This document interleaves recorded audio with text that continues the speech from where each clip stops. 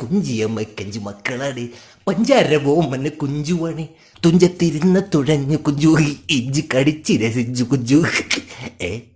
അതെങ്ങനെ ചോദിച്ചു നോക്കാം. അളിയ ഇഞ്ചി അടിച്ചങ്ങളെ രസിക്കാൻ പറ്റും. അതിനാര് ഇഞ്ചി കടിച്ച്?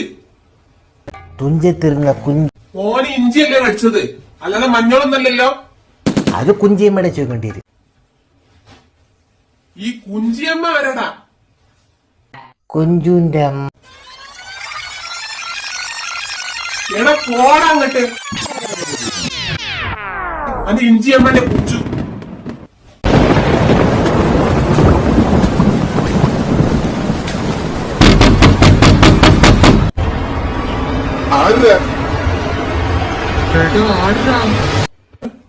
അളിയനോ?